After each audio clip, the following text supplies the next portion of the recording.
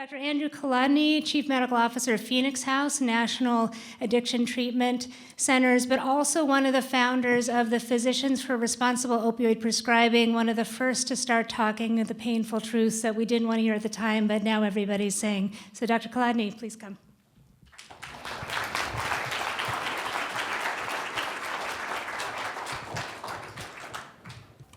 It's a pleasure to have this opportunity to talk with all of you about the opioid addiction epidemic. And I'd like to thank the California Healthcare Foundation and the California Department of Public Health for hosting this conference. The California Healthcare Foundation has been doing terrific work on this, particularly Kelly Pfeiffer, who just introduced me. In addition to hosting conferences, they're really looking at different aspects of the problem, put out a terrific report on how managed care companies can be playing a role in addressing the crisis. So a lot of good work being done. I don't have too much time to talk. I've got about 45 minutes, so I'm going to go pretty quickly. I have no financial relationships with any pharmaceutical companies to disclose, and after you hear my talk, I think you'll understand why no pharmaceutical companies would want a relationship with me. Thank you. So I'm going to start off by saying something very obvious that unfortunately is not obvious to patients taking prescription opioids, not obvious to clinicians prescribing opioids. When we talk about drugs like hydrocodone and oxycodone, we're talking about drugs that come from opium. You literally start with opium to make hydrocodone and oxycodone. They're what we would call semi-synthetic because you start with something natural. Heroin is also semi-synthetic. You start with opium to make heroin. The effects that hydrocodone and oxycodone produce in the brain are indistinguishable from the effects produced by heroin. An experienced heroin user who's given an opportunity to self-administer oxycodone or heroin or some other opioid in a lab setting, and this was a study done at Columbia, kind of like a blind taste test where heroin users were given different opioids to try. They couldn't really tell one from the other, and when they were asked which did you like the best, the oxycodone actually beat out the heroin in that study. My point is that when we talk about opioid pain medicine, we're essentially talking about heroin pills. Now, to make that statement, of course, does not mean we should never prescribe them. These are very important medicines for treating pain at the end of life, from cancer, for example. And they're also very important medicines when used to treat severe acute pain, for example, after major surgery for a few days. Unfortunately, the bulk of the prescribing of opioids in the United States is not for end-of-life care or a couple of days after major surgery. The bulk of the prescribing is for common problems where opioids are more likely to harm the patient than help the patient. This is an old slide. This is a slide that the CDC came out with in 2010. I updated it by, you see the banner that tells you the total number of drug overdose deaths in the United States in 2014. The figure was 47,000. Other than that banner, it's an old slide. And when CDC came out with this slide, they had started to use the term epidemic to describe our opioid problem, and they were getting criticized for using the term epidemic. And they were being criticized by pain organizations that were getting funding from drug companies that make opioids.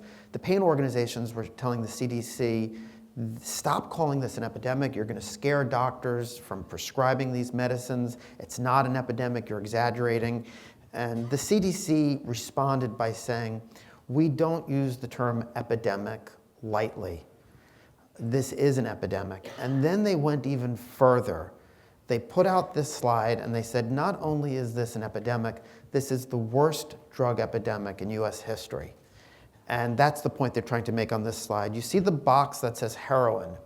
That's showing you the rate of drug overdose deaths in the US during the height of the heroin epidemic.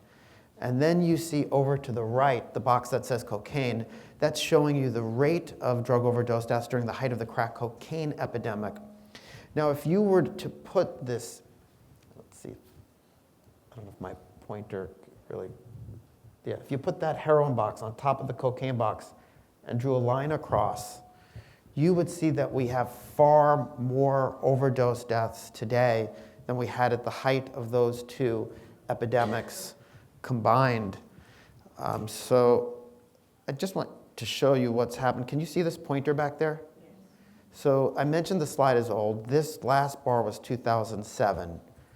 In 2008, it went here, 2009, 10, 11, 12, 13, 14. Each year for the past 20 years, we've set a new record in the United States for drug overdose death, and then the next year we break that record. Now, the previous slide was showing you all drug overdoses. It wasn't showing you which drug was responsible for the overdose death. Up until 2010, this is what the data looked like, and the red line is prescription opioids. The green line at the bottom is heroin. And you can see that what really drove that sharp increase in overdose deaths in the United States was prescription opioids. Now, if you look at what's happened since 2010, and if we focus just on opioids, heroin and prescription opioids, here's what's been going on. And again, the green line is heroin, the red line is prescription opioids, and the black line is the total. And you can see that the overdose death problem is still getting worse and getting worse fast. Now, the green line for heroin started to go up very quickly in 2011 and has continued to go up very quickly. And this very sharp rise in deaths involving heroin has led to a popular narrative, which you'll hear in the media a little bit. Even some policymakers, even people who understand the problem pretty well, are misinterpreting this very sharp rise in heroin deaths. What you're hearing is that there was a crackdown on the painkillers. The federal government cracked down on painkillers, and so people who were addicted all switched over to heroin, and that's why we're seeing the heroin deaths go up so quickly. And that's really only half true. The true part is the switching part. We do know that the vast majority of people who are heroin users today, who began using heroin over the past 20 years, the vast majority, upwards of 80 to 90%, their opioid addiction began with prescription opioids and they switched. That part is true. But it's not true that they suddenly started switching in 2011. From the beginning of the prescription opioid crisis, young people who were getting addicted were switching over to heroin if they were in a region of the country where heroin is available. Why? Because it's much less expensive. And what's happened over the past 20 years is we've seen heroin move into more places, rural communities, suburban communities, places where you couldn't previously get heroin. It's moved into these communities to meet the demand for it by this growing number of young people who are opioid addicted. And I'm going to show you that on the next slide, but there's another reason why this whole narrative of a crackdown on painkillers led to the sudden rise in heroin. There's another reason why that narrative is incorrect, which is that there hasn't been a crackdown on painkillers. We are still massively over-prescribing. In the past couple of years, prescriptions have stopped going up, but they really haven't come down very much. The only opioid where we've seen any kind of significant decline was hydrocodone combination drugs, Vicodin, Norco, and Lortab, which started to go down in 2015 after the drug was put into the Schedule II category. You can see on this slide what I'm talking about. The graph on the right is African Americans. The graph on the left is whites. And what I want, and the colors of the line refer to age groupings. What I'd like you to look at is the red line, which is people ages 20 to 34 years old. And if you look at African Americans ages 20 to 34, that red line, you'll see it's actually gone down. And in fact, that trend of decreasing heroin use among young African Americans has been in place for over 20 years. We've seen the same thing with crack cocaine as well, this decline in crack cocaine use. And in inner city communities that got hit very hard with crack cocaine in the 80s and 90s, or heroin in the 70s, young people in those communities started to stay away from crack cocaine and heroin. You can find heroin users and crack cocaine users. I'm from New York, in East Harlem, South Bronx, Central Brooklyn, those communities. But it's an aging cohort of people that are still struggling with their addiction. The young people in those communities started to stay away from crack and from heroin. You know, crack is whack became the slogan, and it wasn't a slogan that the health department invented. Young people in these communities saw what crack cocaine did, and they started to stay away from it. So look at whites, ages 20 to 34, and heroin use. Didn't start going up in 2011. Among young white people, it's been rising steadily, really since the late 90s. It's been going up and up. And again, it's young people who are getting opioid addicted who've been switching over. And why are they switching, and what's really going on? Well, we know these young people are developing their addiction through use of prescription opioids. And they're becoming addicted to prescription opioids that they were taking either for a medical problem, or they were taking them recreationally, or sometimes a bit of both. There was a medical exposure, wisdom teeth, sports injury. They liked the effect, continued to use recreationally for some period after that, and then got addicted. Regardless of how that young person developed their opioid addiction, once addicted, they have a hard time maintaining their opioid supply visiting doctors. Now, it's not that doctors and dentists don't like giving young people lots of painkillers. Unfortunately, we're too comfortable doing that. But doctors don't like giving healthy-looking 25-year-olds a large quantity of pills on a monthly basis. Unless the doctor's a drug dealer, they don't like to do that.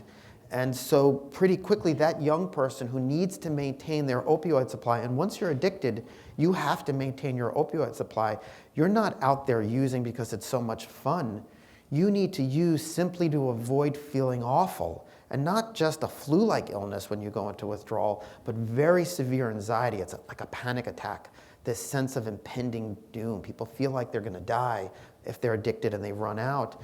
That's why they'll do very desperate things to maintain their supply. So the young person has to maintain their supply. They wind up on the black market. The pills are very expensive on the black market. If heroin is available, they switch. Now, you see young people rising use of heroin. Look at the middle-aged folks on that graph. You haven't seen any sharp increases in heroin there. Why not? Well, older people who get addicted to prescription opioids, people in their 40s, 50s, 60s, 70s, and 80s, and this is a group that's getting addicted almost entirely through treatment for chronic pain. When that older group gets addicted, they don't need to go to the black market. That older group does not have a hard time finding doctors who will maintain them on large quantities of opioids. Even when their own primary care doc might start to get uncomfortable, maybe the patient is coming in early, asking for higher and higher doses. The patient is often explaining that behavior as being related to their worsening of their pain. And the primary care doc, even if they suspect there's a problem, they don't want to put a stigmatized label on their patient. Many of these patients get referred to pain specialists. And some pain specialists, there are some really good pain specialists that are out there trying to get the patients off of the opioids, get the dose down, but there are other pain specialists out there who just increase the dose. And what many people don't realize is that the older group that's able to get pills more easily from doctors actually has a higher rate of overdose death than the younger group that's been switching to heroin, even with this very dangerous heroin supply. And I just have to go back to make one quick point that I haven't really explained yet.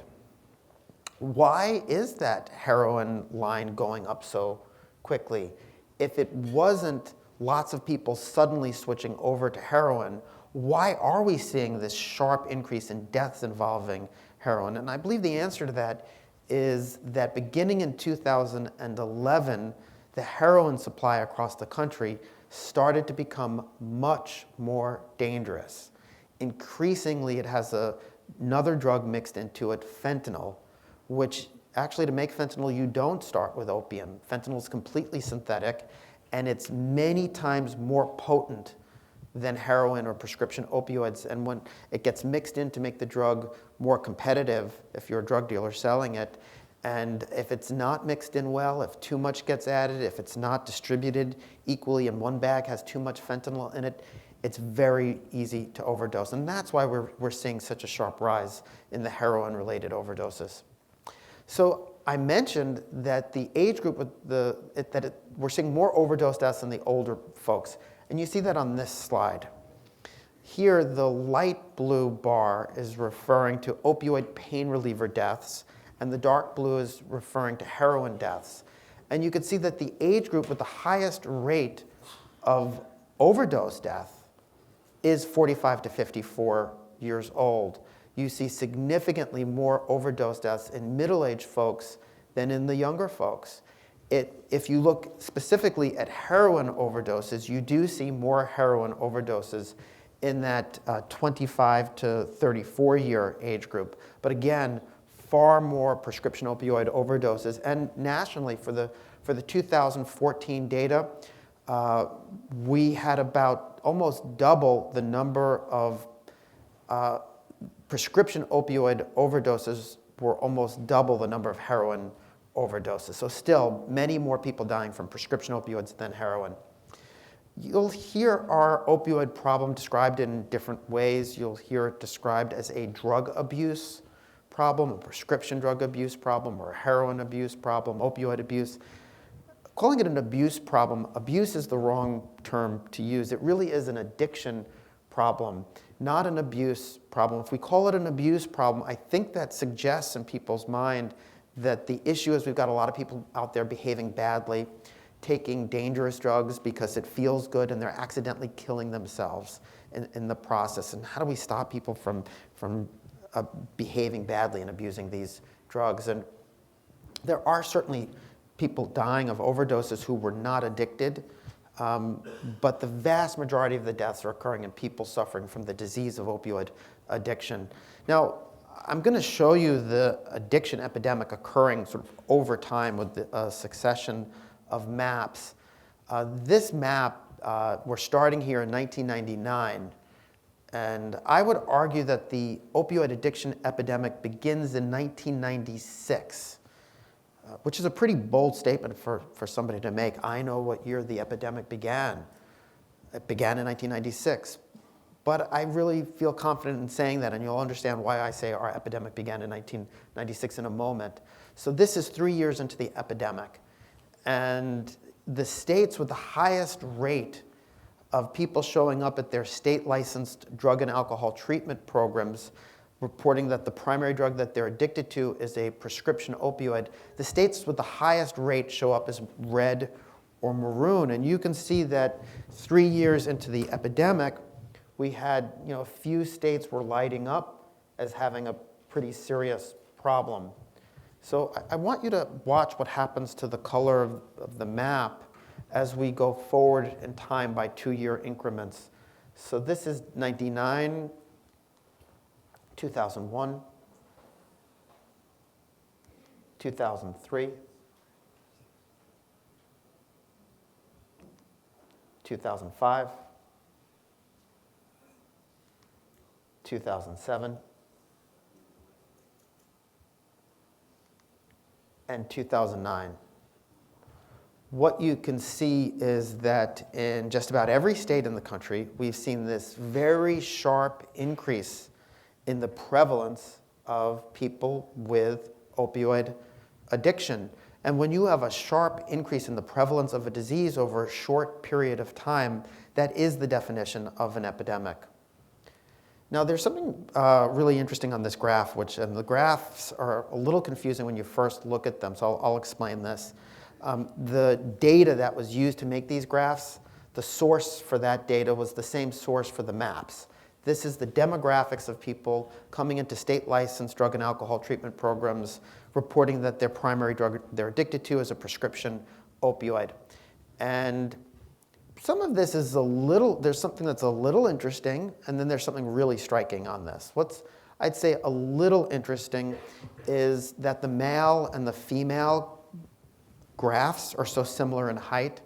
If I put up other drugs, smoked cocaine, crack cocaine, or heroin, you see a significantly more male than female. So that's a little bit interesting that it's so equal. Something that's not surprising is that you see mostly young adults showing up. You see that it's people in their 20s and 30s at peak age group. That does not mean that older people are not getting addicted, but that older group that gets pills more easily from doctors is also less likely to seek opioid addiction treatment and less likely to have family members or coerce them into treatment, less likely to get arrested trying to obtain drugs because they have more resources. So you don't see the older group showing up for addiction treatment very much, which is why you see the younger group there. But there is something on this graph very striking. And I don't know if anyone's picked up on it yet. You're pretty much looking at a blue line. And the blue line, the colors of the line on this graph refer to racial groups. Blue is whites. Try to find other racial groups showing up on the graph. You barely, look, African Americans would show up as red here. You barely see it register. And in case you're thinking, well, maybe that's because African Americans are less likely than whites to seek treatment, no. This is data coming from the state licensed treatment system where you see lower income, non-white groups generally overrepresented. If I put up the smoked cocaine slide, you would see a red line bigger than the blue line. This is real. To say that this epidemic is disproportionately white is an understatement. It's really striking how white this epidemic is.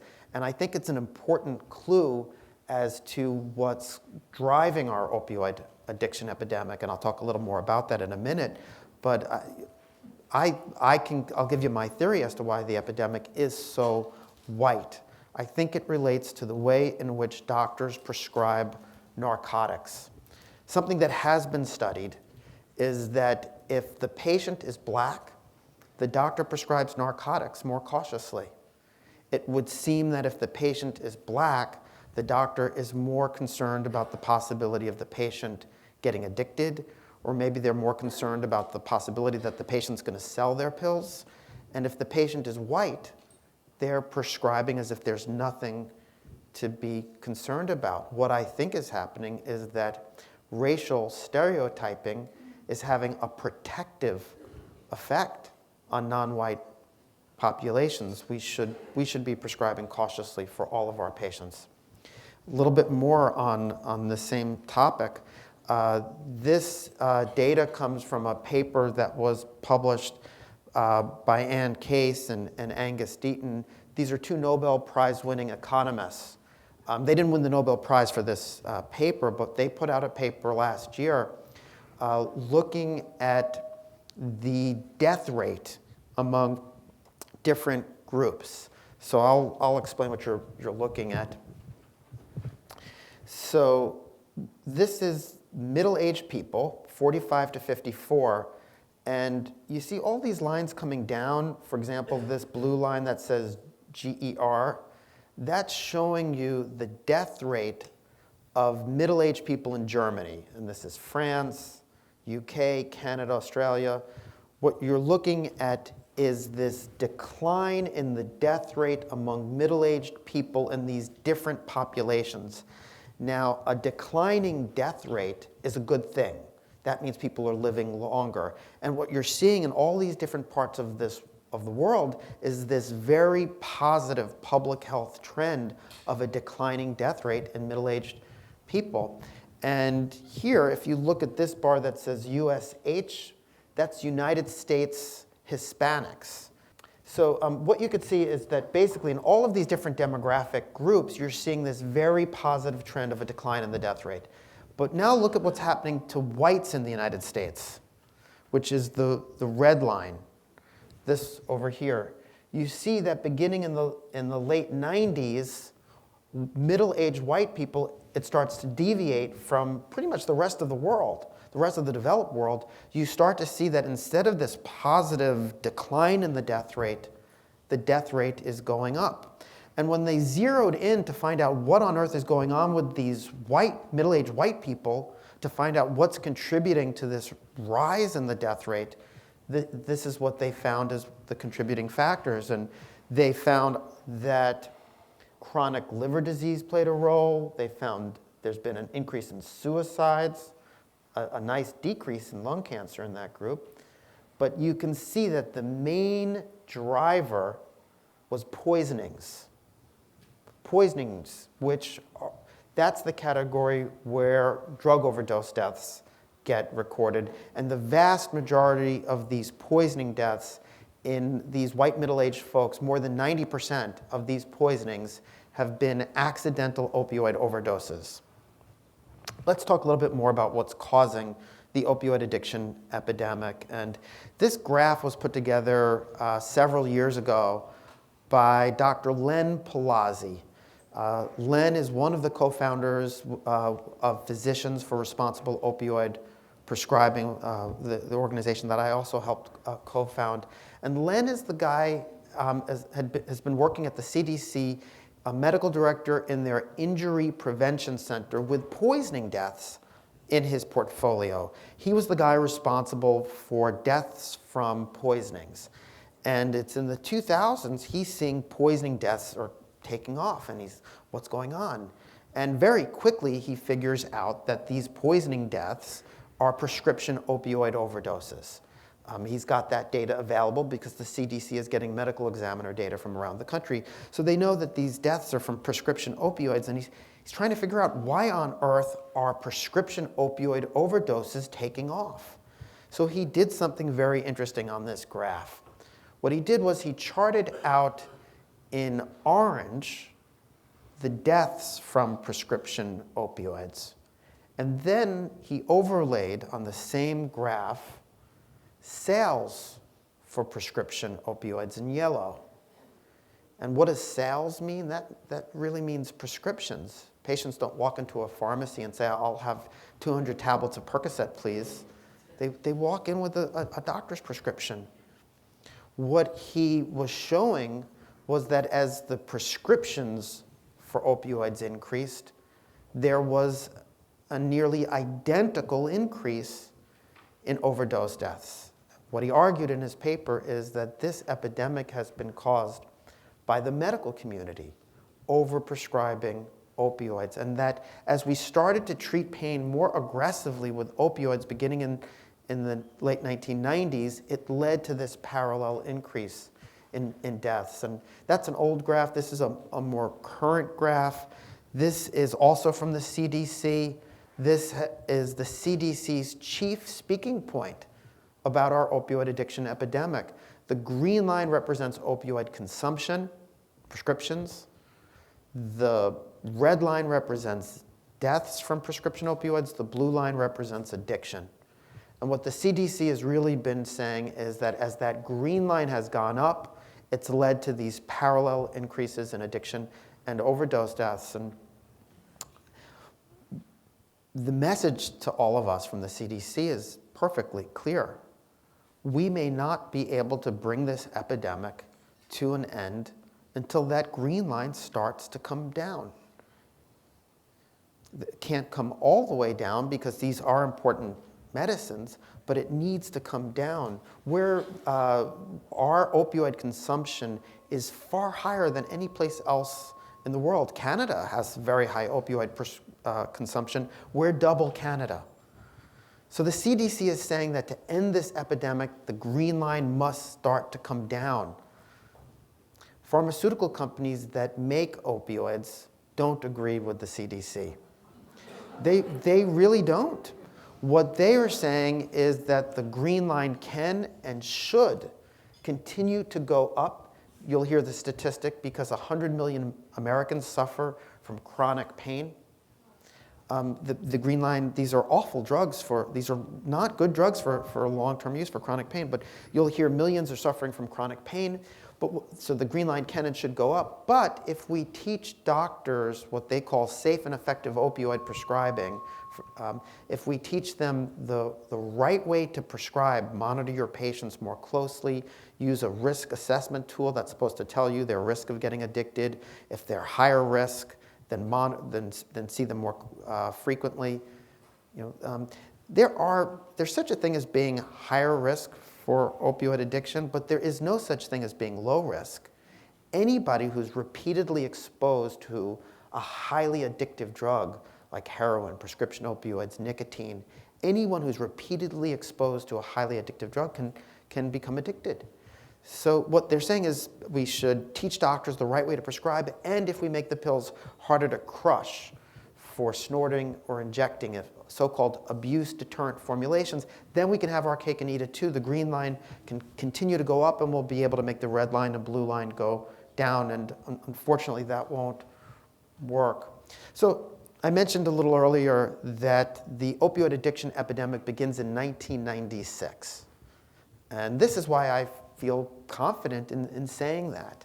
And this is data, this is a graph from New York State, but I could put up any state in the country and it would look the same. You would see that the year that oxycodone prescribing just takes off is 1996. If you're in the back of the room, it may be hard for you to see that. But 1996 is the year you see oxycodone prescribing just take off.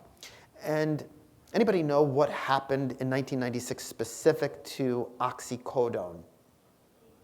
OxyContin was introduced, that's right. So you might look at this and you might think, okay, well, this is just the impact of a new pill on the market. Before 1996, you're looking at Percocet, and then after 1996, you're looking at Percocet plus the new opioid OxyContin.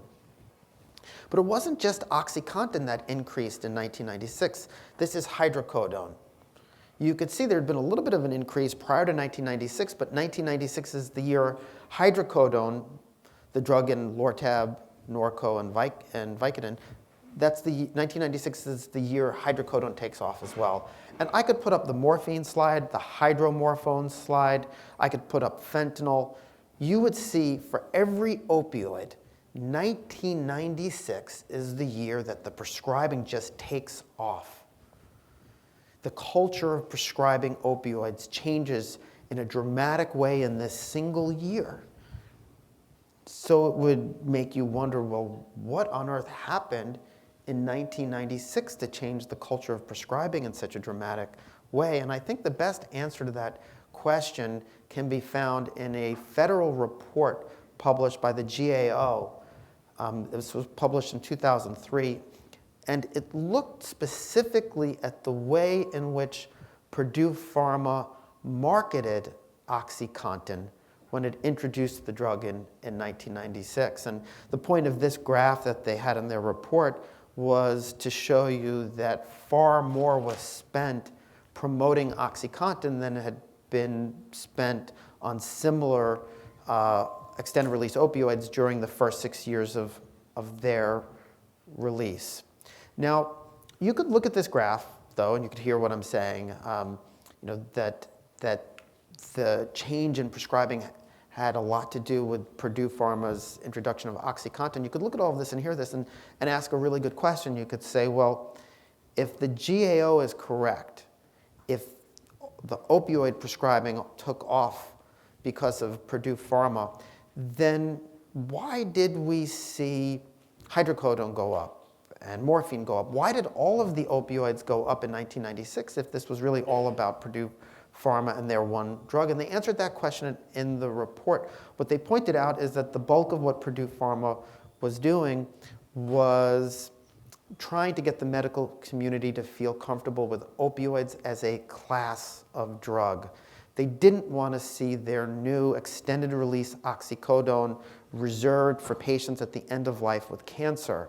They wanted to see it widely prescribed, but they had a problem because the doctors knew better than to use opioids aggressively. We understood prior, in the early 90s, we understood that patients would quickly develop tolerance if you put them on opioids long term. They'd need higher and higher doses.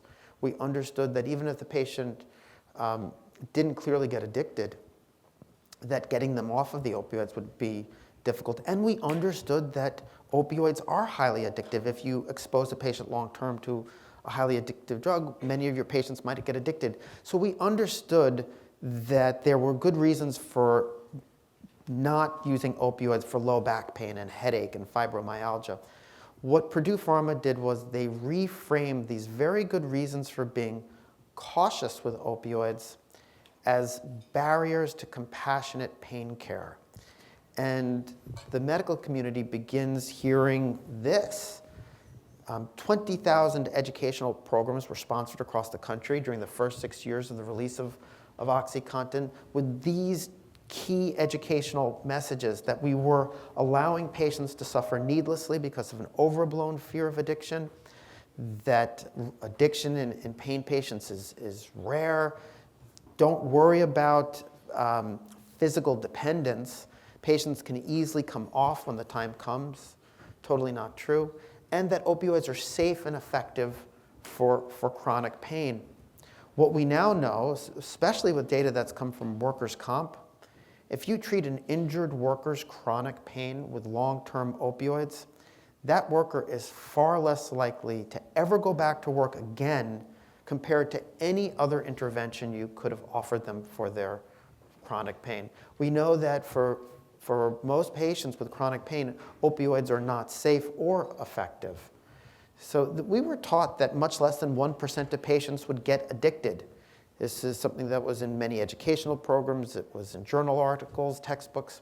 Now, if you were, I want you to imagine you're a young doctor, you're coming across the statistic, much less than 1% of patients will get addicted, and it strikes you as strange.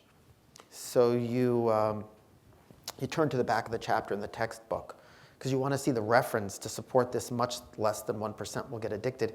You're thinking, how can much less than 1% get addicted? You know that oxycodone is similar to heroin. It doesn't make sense. So you'd see this reference, Porter and Jick addiction, rare in patients treated with narcotics, New England Journal of Medicine, 1980. Looks pretty good. You might want to see the abstract, though, because you really want to know what they did in this study. So you go online to PubMed to pull up the abstract. Nothing comes up, which is strange. You're thinking, well, maybe it's because this is so old. It's from 1980. That's why I can't get the abstract. So you might stop there. New England Journal of Medicine doesn't get better than that, and the title looks pretty good. But if you said, I'm not buying it. I want to know what they did in this study. So you make your way to the medical library, and you want to read Porter and Jick. This is being referred to as a landmark study that proved we didn't need to worry about getting our patients addicted. So you go to the medical library, you pull out the 1980 volume of the New England Journal of Medicine. What you would see is that what everybody was citing over and over again wasn't actually a journal article. It was this, a one-paragraph letter to the editor. That was it. That's Porter and Jick. It's a letter to the editor describing chart reviews, a chart review study of 11,882 charts.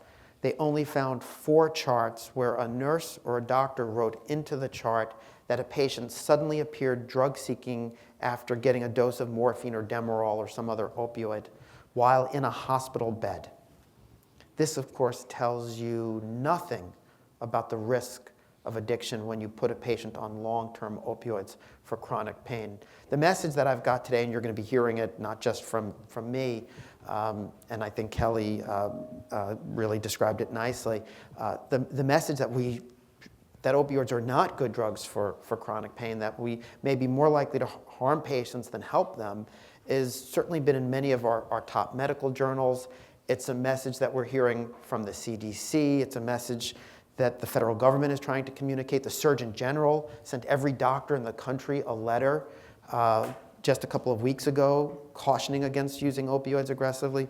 This is a study that the federal government did last year, looking at all of the evidence on long-term use of opioids for chronic pain, and the highlighted area is the conclusion of their evidence-based review.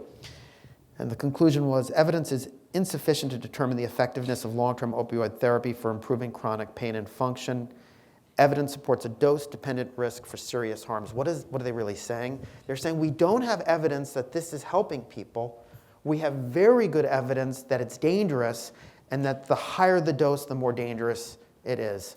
Now, any kind of medical intervention, surgery, whatever it is, if you don't have good evidence that it's going to help your patient, and you have good evidence that it's dangerous, that's a medical intervention that should be prescribed rarely.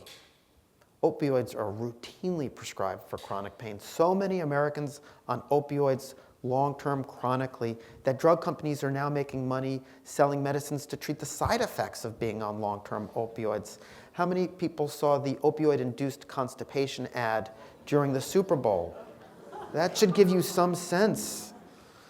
So the CDC put out its guidelines. I'm hopeful you'll be hearing more about the CDC guideline later today. When they put out their guideline, the CDC didn't want anybody to make a mistake that their guideline was a how-to on using opioids for chronic pain. They didn't want you to think that, doing this is okay if you follow these rules. So to make sure nobody made that mistake, the CDC put out an editorial to accompany the guidelines that was in the New England Journal of Medicine, and this is just one line I pulled out. It's a really good read. The science of opioids for chronic pain is clear. For the vast majority of patients, the known serious and too often fatal risks far outweigh the unproven and transient benefits. I only have a couple of minutes left, so I'm going to go quickly now. How do we bring our opioid addiction epidemic to an end? We have to prevent people from getting addicted in the first place, and that's on us. It's on the medical community.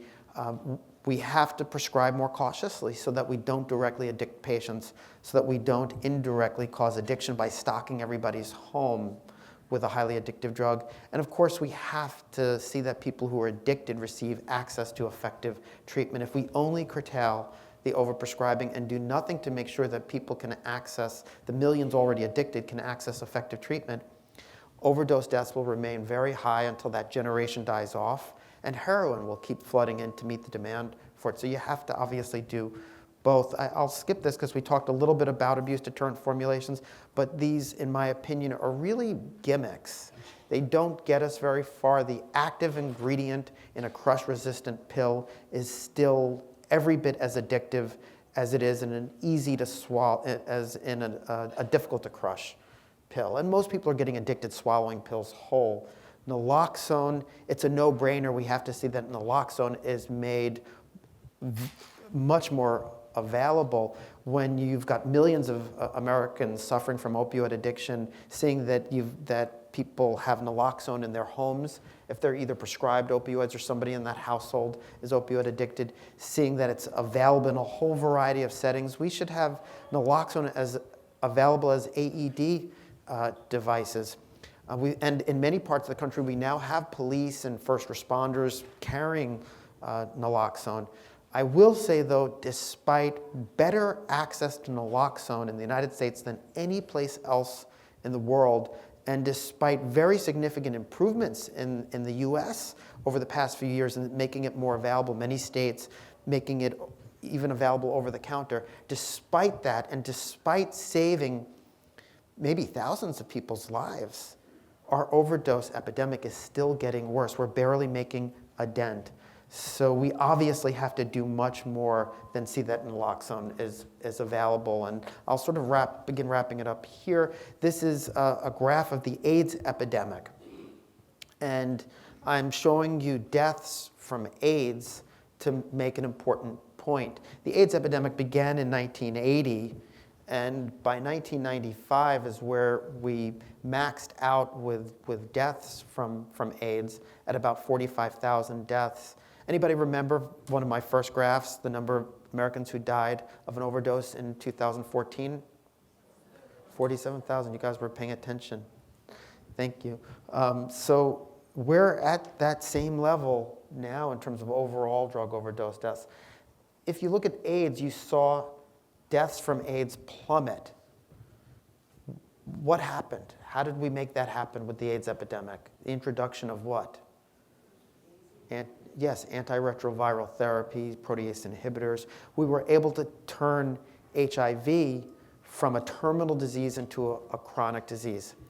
We have medicines right now, and I would say really one medicine in particular, that could allow us to do this. And no evidence that this is happening. We're seeing deaths. Oop. Just gave it away now, what I was about to say. We have a medicine available right now that could help us make deaths plummet, and that's really buprenorphine.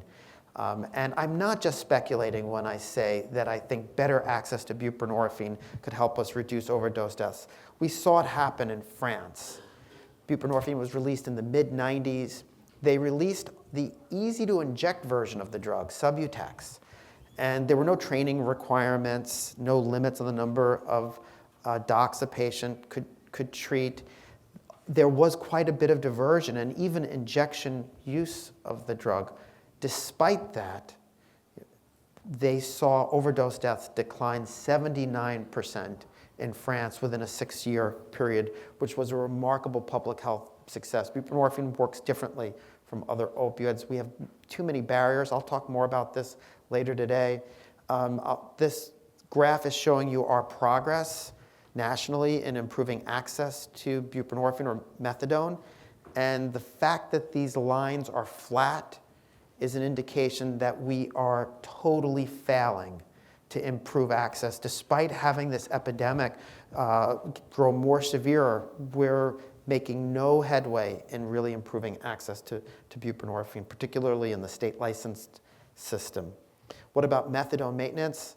I think, again, I'll talk more about this at one of the breakouts.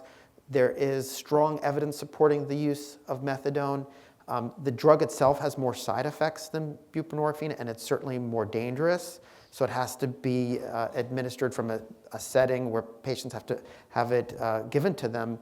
And so in general, buprenorphine is going to be first line for patients with more severe opioid use disorder or patients who need the structure of a methadone clinic. Methadone maintenance is certainly a good option. What about Vivitrol? The evidence supporting Vivitrol is much weaker. And the best data on Vivitrol, I think, or at least very important data, was collected by the company that makes Vivitrol, Alkermes. They did a 3-year registry study, long-term trial to see what was happening in a naturalistic setting with patients put on Vivitrol.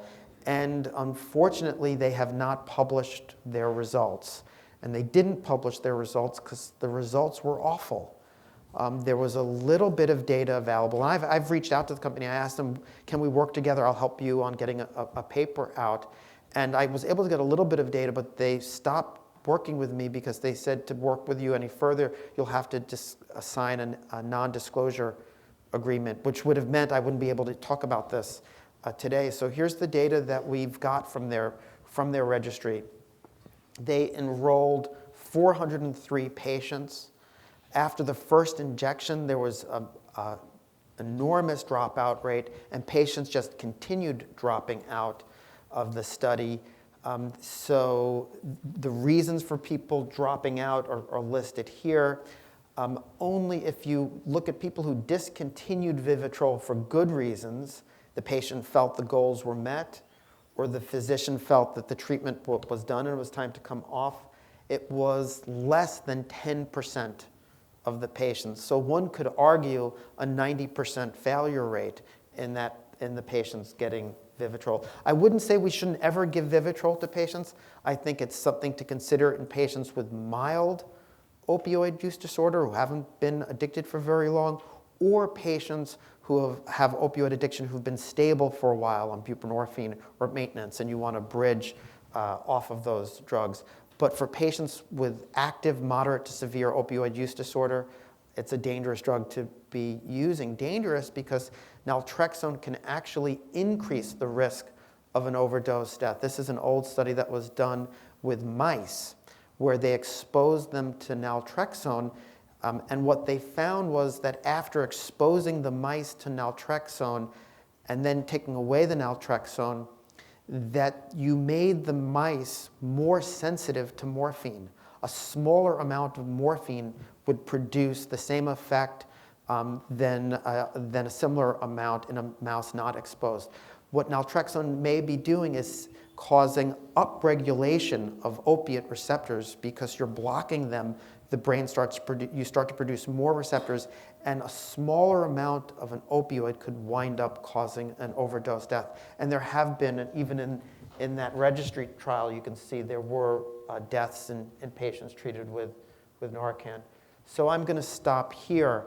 In summary, the United States is in the midst of a severe epidemic of opioid addiction and overdose deaths. To bring this epidemic under control, we need to prevent people from getting addicted, and we need to see that the millions suffering from this condition are accessing effective treatment. Thank you.